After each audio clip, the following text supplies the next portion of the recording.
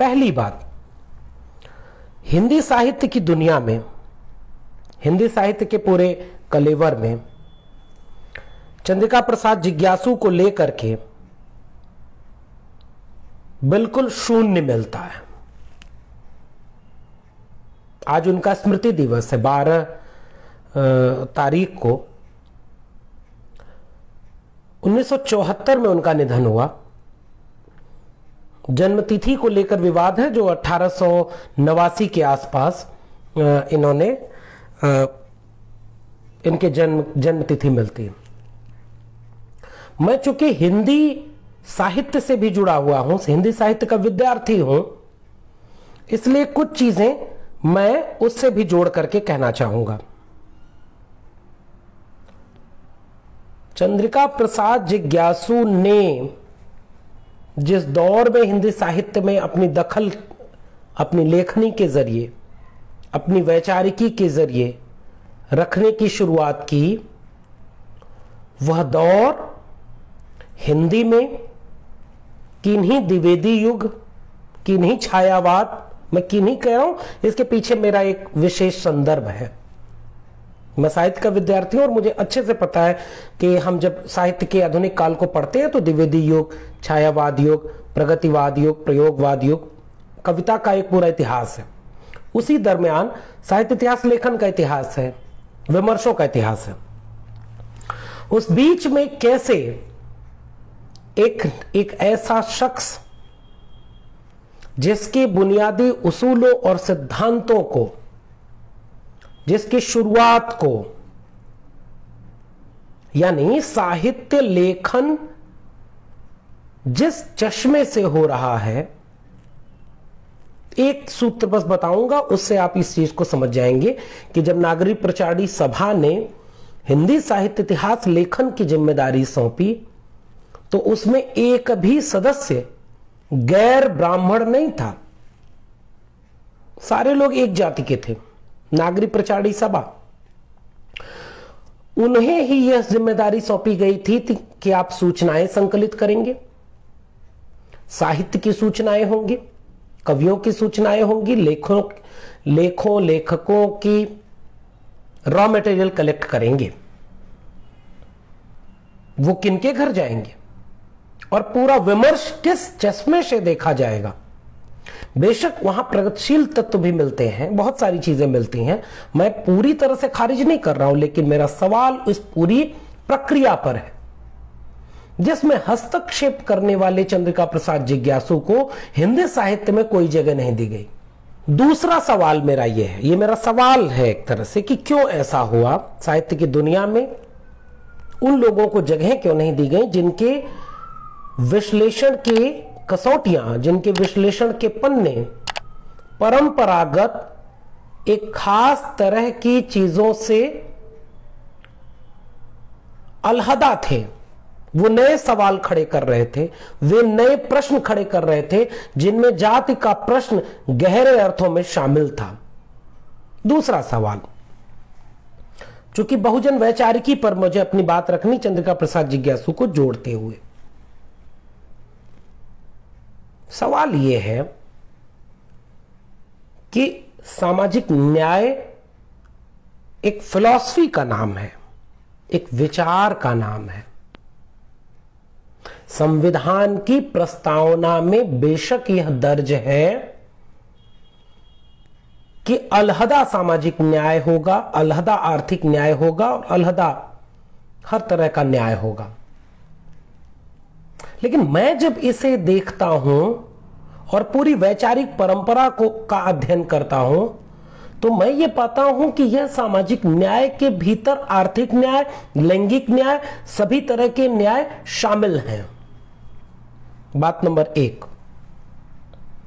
दूसरी बात, हम बहुजन किसे कहते हैं और यह शब्द कहां से आया है, विस्तार से बातें होंगी, मैं पुनरावृत्ति नहीं करूंगा, बस इशारे में बातें कर रहा हूं, नहीं तो फिर विषय पर समझने में बात नहीं होगी। और जो लोग ये वीडियो देख रहे होंगे उनको भी लगेगा कि बार बार रिपीट होती है बातें। नहीं, थोड़ा सा ठहर करके विचार करिए। जिसे हम कह रहे हैं बहुजन वैचारिकी, यह शब्द तो तथागत बुद्ध से आया है। बहुजन हिताय बहुजन सुखाय। Then what is the meaning of this terminology? इस पदबंध का असल मानी क्या है? और नए भारत के बनने की प्रक्रिया में इस पदबंध को बहुत बारीकी से यह समझा और समझाया गया कि बहुजन शब्द, बहुजन पारिभाषिक शब्द वंचितों, शोषितों, कमेरा जाति के लोगों, श्रमशील, श्रमजीवियों, इन लोगों का एक पर्याय है और इन सब की एका की बात करता है। बहुजन शब्द बारीकी से समझिएगा। पेशों के आधार पर, पुश्तैनी पेशों के आधार पर पूरी सामाजिक संरचना बनी हुई है।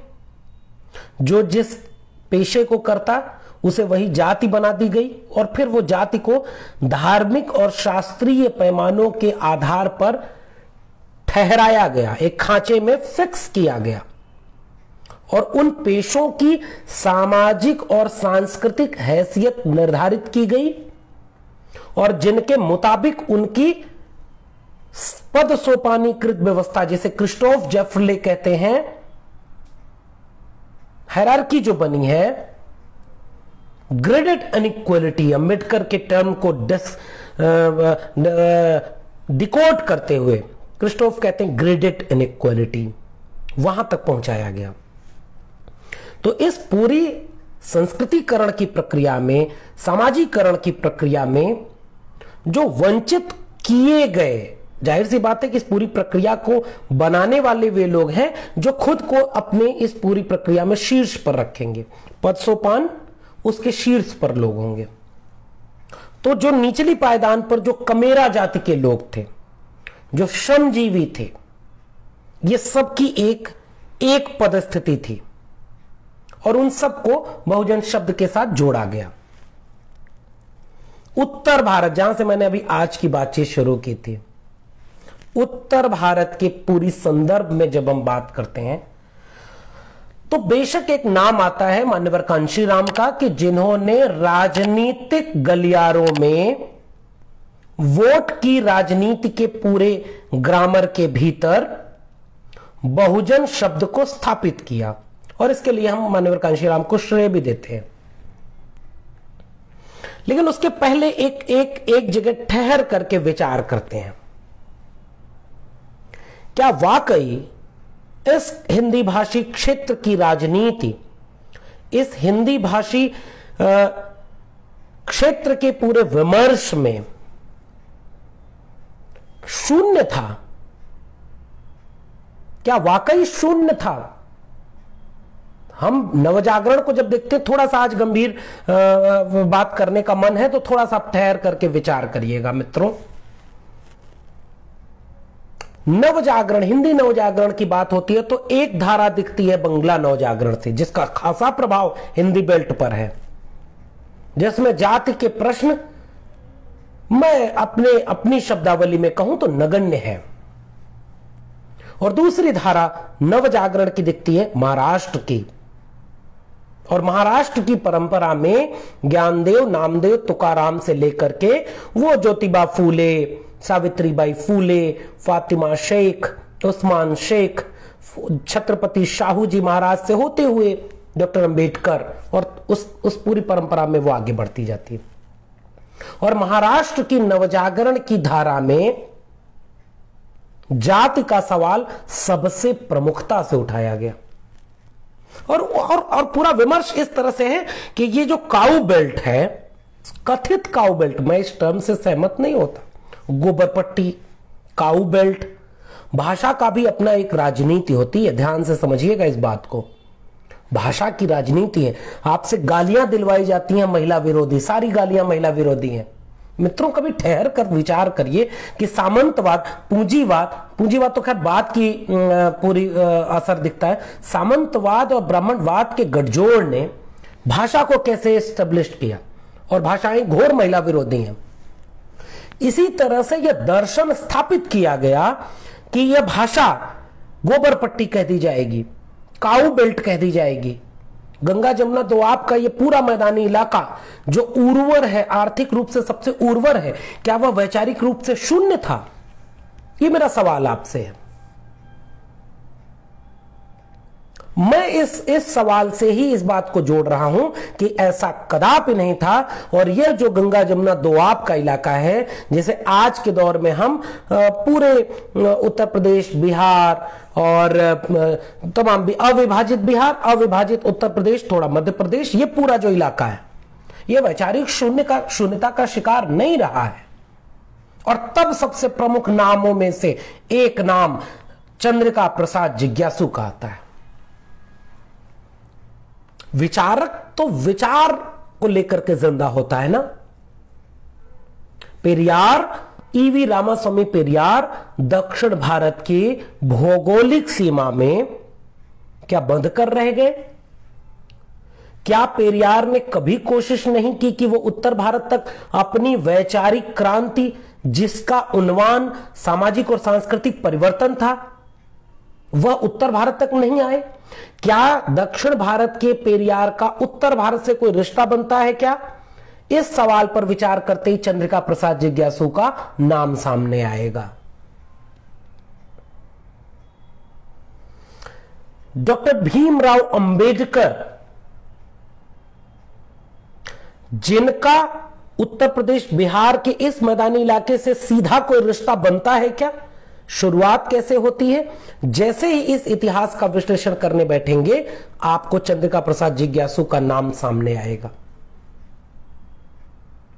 जैसे ही कोई आपसे यह कहे कि बहुजन टर्मिनोलॉजी मानवर कांशीराम के पहले शून्य थी उत्तर भारत के इस हिंदी भाषी क्षेत्र में, वैसे ही मैं आपसे सवाल पूछूंगा, क्या आपने बैकवर्ड क्लासेस लीग का नाम सुना है क्या? जो 1930 यानी 20वीं सदी के तीसरे दशक से बहुत व्यवस्थित तौर पर इस पूरे उत्तर भारत में काम कर रहा था।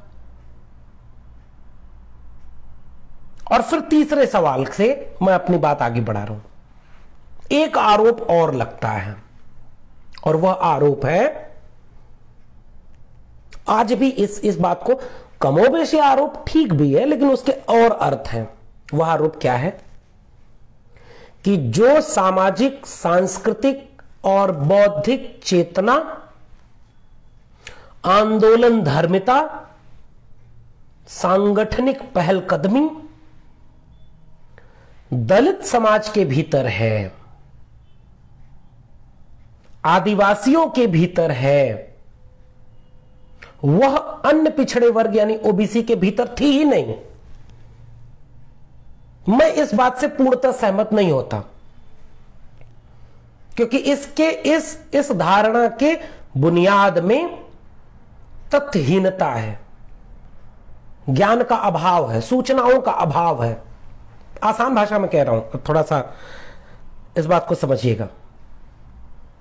ज्योतिबा फूले माली जाति के थे और चंद्रिका प्रसाद जिज्ञासु कलवार जाति के थे। ये अन्य पिछड़े वर्ग में ये जातियां आती हैं। पेरियार ललई सिंह यादव कम्युनिटी से जुड़े थे, जो अन्य पिछड़े वर्ग में आती हैं। महामना राम स्वरूप वर्मा अन्य पिछड़ा वर्ग। बाबू जगदेव प्रसाद कुशवाहा जाति। मान्यवर शिव दयाल सिंह चौरसिया अन्य पिछड़ा वर्ग। फिर अब इस पूरे विमर्श, इस सवाल पर पुनर्विचार कीजिए। अगर अन्य पिछड़े वर्ग के भीतर सांस्कृतिक और सामाजिक बदलावों के लिए कोई शुरुआत नहीं थी, तो इन बैकवर्ड क्लासेस लीग की क्या भूमिका थी? आपको क्यों नहीं पता?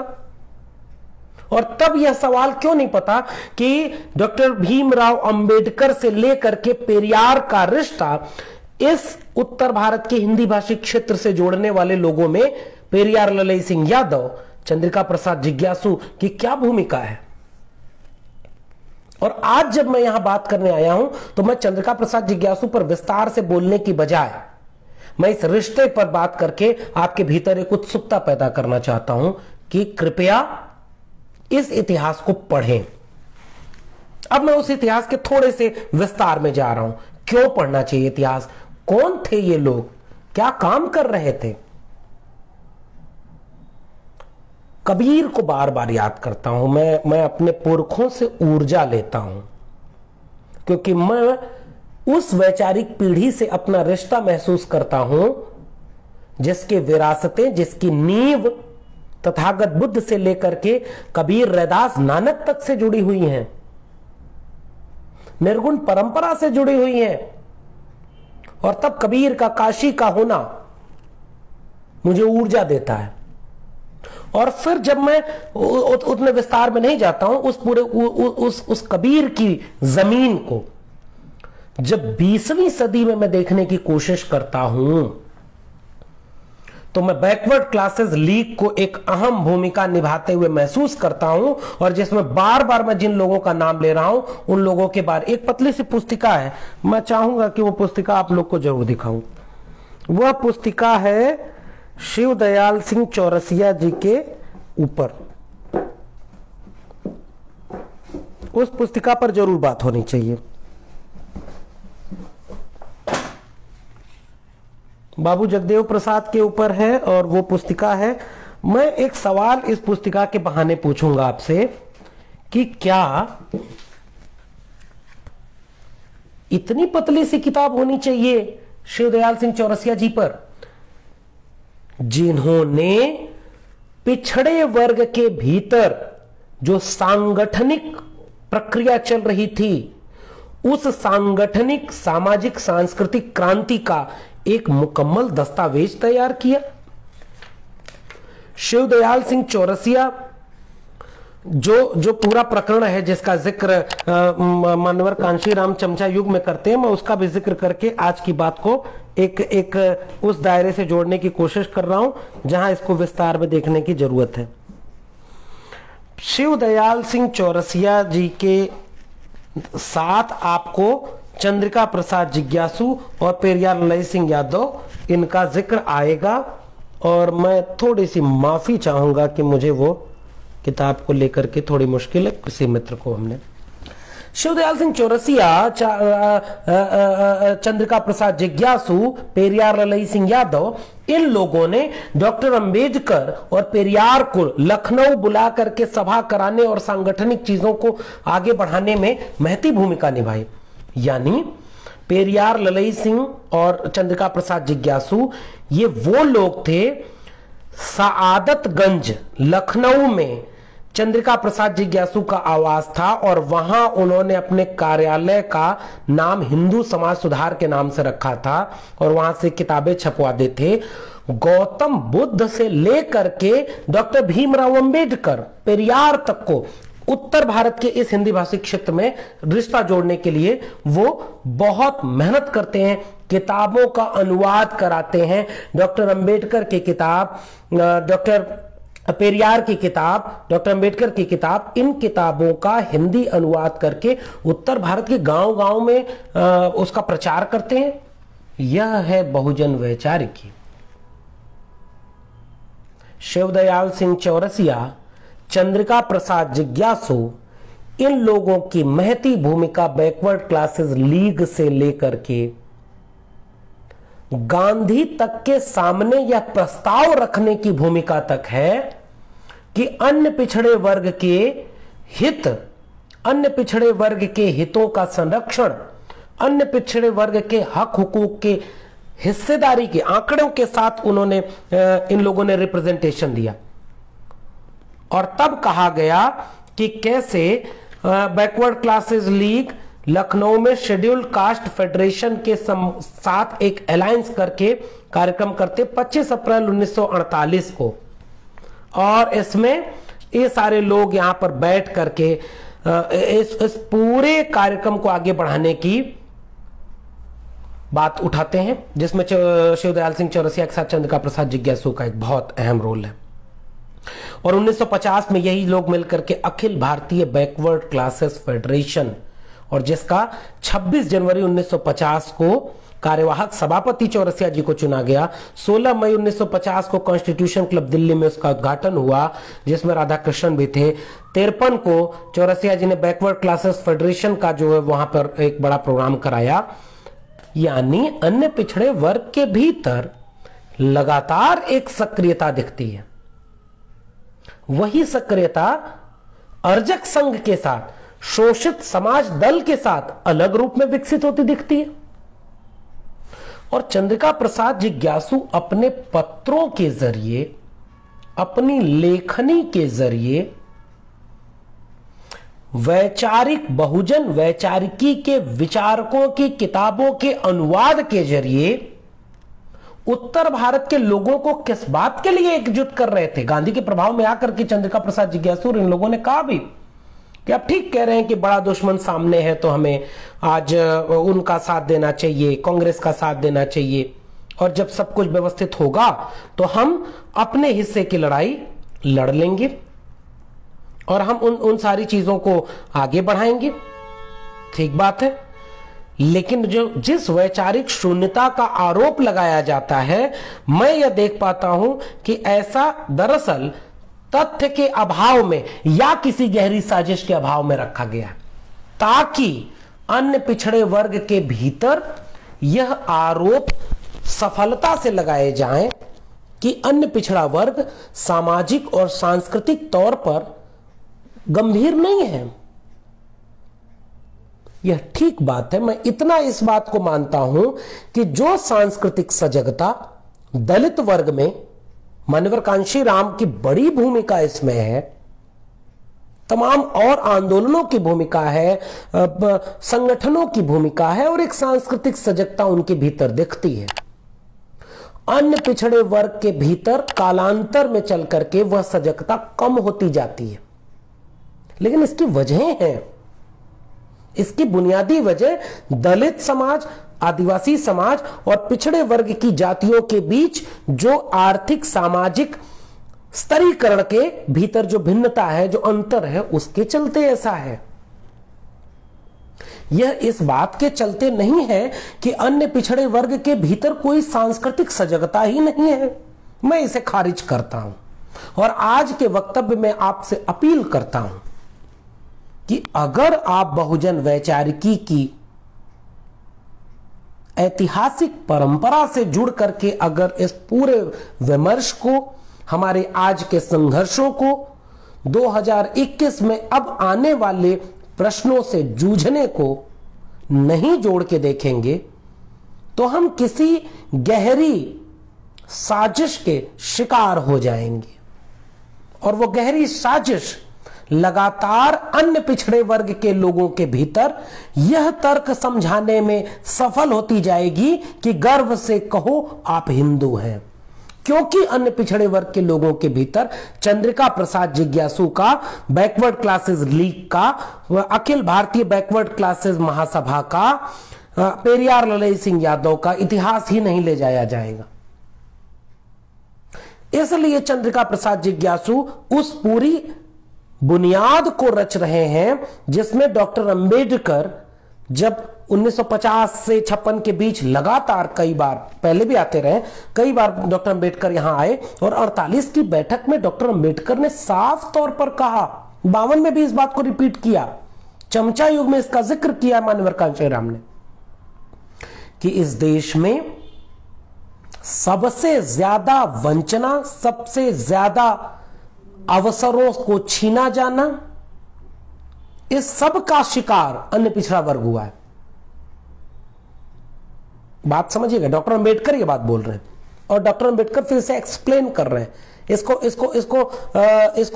व्याख्यायित कर रहे हैं डॉक्टर अंबेडकर। और डॉक्टर अंबेडकर कह रहे हैं जिन अन्य पिछड़े वर्गों की जातियों की तादाद जिस देश में आधी आबादी से अधिक है, उन जातियों की नुमाइंदगी चंद फीसदी से भी कम है। और यह पूरी बहस मंडल कमीशन के दौर से जुड़ती है और मंडल कमीशन की पूरी लड़ाई की बुनियाद में चंद्रिका प्रसाद जिज्ञासु, शिवदयाल सिंह चौरसिया, पेरियार ललई सिंह यादव, रामस्वरूप वर्मा, जगदेव बाबू, इन सारे लोगों की बुनियाद है, नींव है इनकी, जिस वैचारिक नींव का पूरा ढांचा बहुजन वैचारिकी पर टिका हुआ है। इस इतिहास से अन्य पिछड़े वर्ग के लोगों को वंचित रखा गया और लगातार उनके साथ यह किया गया कि वो दलितों का शोषण करें या करते हुए नजर आए। कि ओबीसी ही सबसे ज्यादा एससी का हक मार रहा है, ओबीसी दमन कर रहा है एससी का, जिसका असर भी हुआ इस देश में। हमने अपने गांव में भी ये देखा है कि एक खाई पैदा करने की कोशिश की गई और खाई पैदा हुई, इसके पीछे राजनीति की गई और अन्य पिछड़े वर्ग को सबसे बड़ा विलेन बनाकर पेश किया गया। लेकिन अब यह जिम्मेदारी किसकी है कि अगर आप वाकई बहुजन वैचारिकी को लेकर सजग हैं तो चंद्रिका प्रसाद जिज्ञासु के उस पत्र को पढ़ने खोजने का काम कौन करेगा?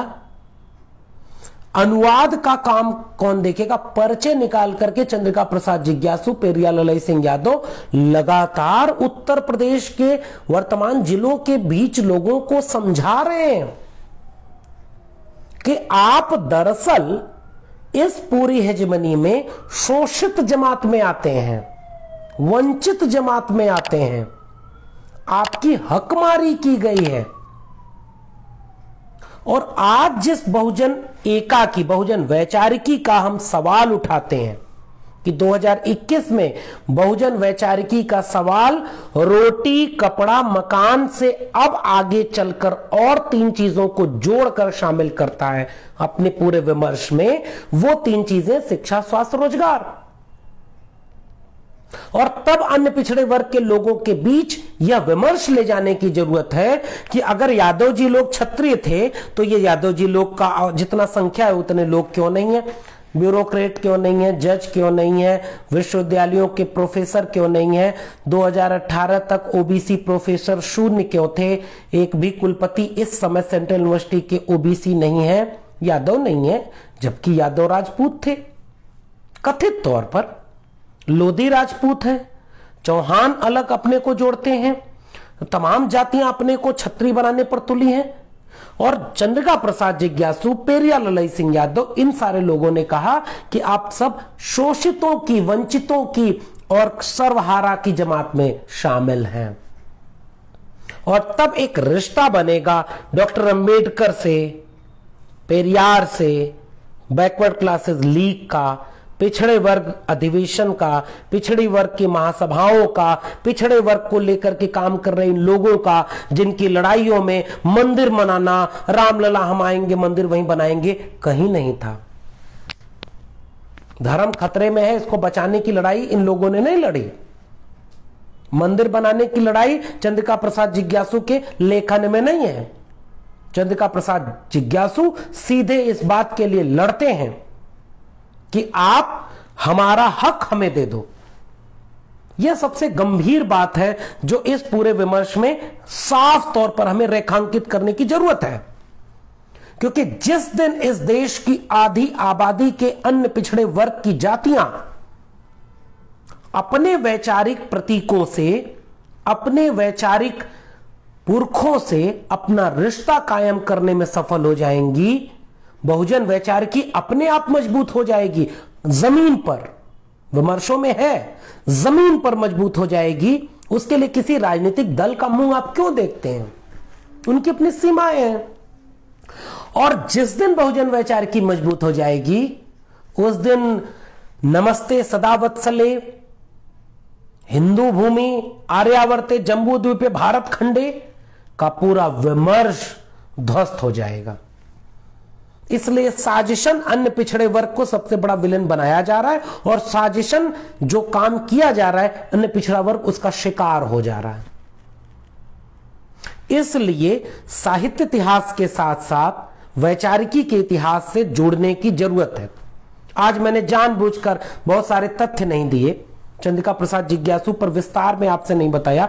मैं उम्मीद करूंगा कि इसी मंच पर अभी थोड़ी देर में सिद्धार्थ जी आ रहे हैं, वो विस्तार से आपको वो बातें रखेंगे। मैंने आज मन बनाया था कि मैं इस इतिहास का एक ढांचा आपके सामने रख सकूं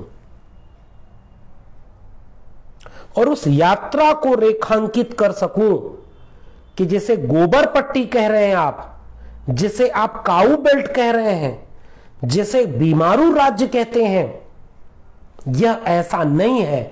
इतिहास कुछ और कहता है, आपने इतिहास को गलत लिखा है। चिनुआ जापे गलत नहीं कहते हैं कि शिकारियों की गाथाओं में हिरणों की कहानियां नहीं होंगी। अगर हिरणों को अपना इतिहास याद करना है तो उन्हें अपना इतिहास लिखना पड़ेगा। अन्य पिछड़े वर्ग के लोगों को अपना इतिहास लिखना पड़ेगा, पढ़ना पड़ेगा और अपने नायकों को खोजना पड़ेगा। और तब इस धारणा को हम खारिज करेंगे। और आज का वक्तव्य मेरा इस बात पर केंद्रित है कि अन्य पिछड़ा वर्ग वैचारिक शून्यता का शिकार नहीं था। अन्य पिछड़ा वर्ग सांगठनिक तौर पर सामाजिक और सांस्कृतिक आंदोलनों से विमुख नहीं था। उसके भीतर एक चेतना थी जिसे आजादी के बाद सायास दमित किया गया, उसके इतिहास को नजरअंदाज किया गया, उनके नायकों को कभी सिलेबस में नहीं पढ़ने पढ़ाने दिया गया। इसलिए इस पूरे विमर्श को आज समझने की जरूरत है। यह मेरा आज के वक्तव्य का मुख्य सूत्र है। और चूंकि आपका इतिहास नहीं पढ़ने दिया गया, इसलिए आप बड़ी जल्दी से हिंदू बन जाते हैं। और अन्य पिछड़े वर्ग के भीतर एक बहुत बड़ा तबका ऐसा है जो हिंदू बन रहा है।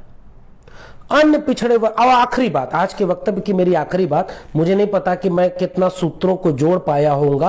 अगर मैं अब बहुत सीक्वेंस नहीं बना पाया होऊंगा तो फिर भी मैं कोशिश करूंगा कि आप मेरी बातों से कुछ सूत्र पाए होंगे तो आप उसमें पढ़ेंगे, चीजों को आप खोजेंगे और फिर इसका विस्तार देंगे। आखिरी बात आज की कि जब तक आप आज के सवालों से अपने वर्तमान की जगह को नहीं पहचानेंगे, तब तक आप वहां तक की यात्रा नहीं कर पाएंगे कि आप किस जगह पर खड़े हैं, इतिहास में कहां खड़े थे, वर्तमान में कहां खड़े हैं। आपसे दंगे करवाए जाएंगे, आपसे हिंदू धर्म को बचाने की ठेकेदारी निभाई जाएगी और शिक्षा, स्वास्थ्य, रोजगार से आपको वंचित रखा जाएगा। और अन्य पिछड़े वर्ग के लोग नीचे की नौकरियों में 12% और टॉप क्लास की नौकरियों में 4% से ज्यादा नहीं होंगे, जिनकी आबादी मंडल कमीशन के समय 52% थी, आज उससे ज्यादा होगी। तो इसलिए पूरे संघीय नरेशन का राष्ट्रीय स्वयंसेवक संघ की लगातार यह कोशिश रहती है कि इन्हें समझाओ कि तुम हिंदू हो, तुम कृष्ण के वंशज हो, तुम इनके वंशज हो, तुम तो हिंदू हो। जिस दिन चंद्रिका प्रसाद जिज्ञासु घर घर जाएंगे, जिस दिन पेरियार ललाई सिंह यादव घर घर जाएंगे, जिस दिन जगदेव बाबू और रामस्वरूप वर्मा और खासकर मंडल कमीशन की रिपोर्ट जिस दिन घर घर जाएगी, आप शोध करवाइए, आप विश्वविद्यालयों में शोध पत्र रखिए, आप हिंदी साहित्य से जोड़ करके चंद्रिका प्रसाद जिज्ञासु पर शोध बनाइए। बेशक वो खारिज करेंगे क्योंकि जिन्होंने इतिहास नहीं लिखने दिया, लेकिन हमें लगता है कि अगर हम अन्य पिछड़े वर्ग के लोग, चूंकि मैं उसी वर्ग से आता हूं, इसलिए आज के व्याख्यान में मेरा जोर उस वर्ग के लोगों को संबोधित करने पर था।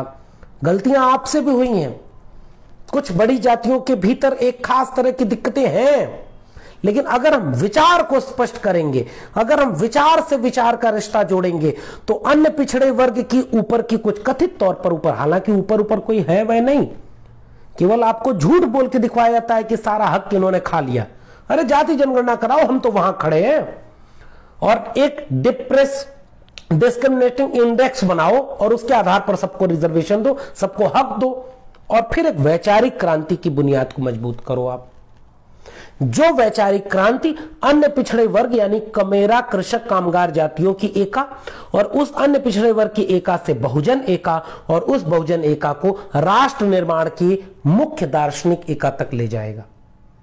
और तब मुझे लगता है कि हम चंद्रिका प्रसाद जिज्ञासु और ऐसे तमाम नायकों के साथ हम न्याय कर पाएंगे। खूब किताबें पढ़िए। आज के लिए इतना ही, बहुत बहुत शुक्रिया।